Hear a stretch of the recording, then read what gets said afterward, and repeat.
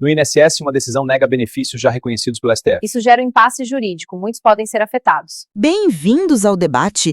Hoje, a gente vai olhar para um problema que afeta milhões de aposentados no Brasil, partindo de toda a confusão em torno da revisão da vida toda. A nossa questão central é a seguinte: quando um aposentado precisa entrar na justiça para conseguir um direito que o próprio Supremo Tribunal já reconheceu, isso mostra a força do cidadão? Ou é, na verdade, uma falha grave do sistema? Eu vou defender que o caminho judicial, mesmo com seus desafios, é uma ferramenta essencial e que, no fim, funciona para garantir a justiça. Olha, eu já vou adiantar que a minha perspectiva é bem diferente. Para mim, essa necessidade de cada um entrar com uma ação individual só escancara um problema crônico do nosso sistema previdenciário. Coloca o aposentado numa briga desgastante que ele, sinceramente, não deveria ter que comprar. Mas a gente tem que lembrar que a história do direito previdenciário foi construída assim, sabe? Nesse embate. O INSS nunca concedeu uma grande revisão por conta própria. Pense nas teses mais importantes que temos hoje, como o direito ao melhor benefício, que garante a aposentadoria mais vantajosa. Isso só virou uma realidade porque as pessoas foram à justiça por anos a fio. É um processo. As ideias são testadas e amadurecem nos tribunais. A revisão da vida toda estar parada agora não significa que o sistema todo parou.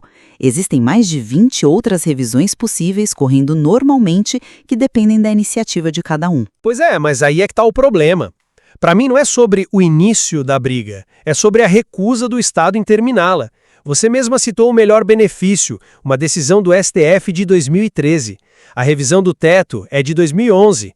Já se passou mais de uma década e o INSS continua não aplicando isso automaticamente, de ofício, como a gente diz no direito. Ele espera ser processado. Isso não é amadurecimento, isso é inércia. Você força o cidadão comum, que muitas vezes nem tem informação, a contratar um advogado para conseguir algo que a mais alta corte do país já disse que é dele. Nova, ela precisa ser validada em múltiplas instâncias antes de ser aplicada em escala nacional. É o design do sistema. Primeiro vem as ações individuais, depois os tribunais superiores consolidam aquele entendimento. Eu não vejo como uma falha, mas sim como um mecanismo de controle para garantir que o direito seja sólido. Mas espera aí.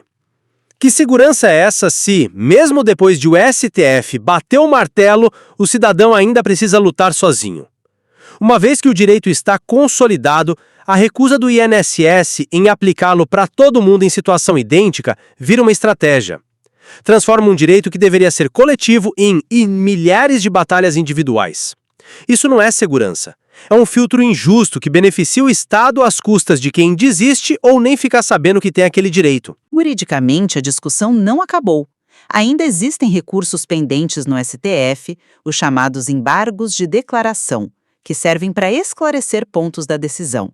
Ou seja, tecnicamente, a palavra final ainda não foi dada. Não é que o sistema travou, é um caso complexo seguindo seu rito normal. Ah, mas é justamente nesse caso que a gente vê o problema de forma mais clara. A resistência institucional aumenta conforme o impacto financeiro aumenta.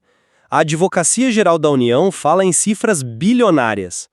Quando o argumento do dinheiro entra com essa força toda, fica difícil para o cidadão acreditar que a discussão é puramente técnica, entende? Isso abala a confiança no sistema como um todo. A questão deixa de ser qual é o meu direito e passa a ser quanto custa o meu direito. Então, para resumir o meu lado, eu vejo um sistema que, embora não seja proativo, oferece as ferramentas para que o cidadão corrija injustiças. A prova são as dezenas de revisões que já foram conquistadas. A garantia do direito, ela passa sim pela vigilância e pela ação de cada um. O sistema é reativo, mas ele responde. E eu finalizo dizendo que essa necessidade de uma mobilização em massa, de milhares de ações, para validar um direito já declarado pelo STF, é o sintoma de uma doença sistêmica.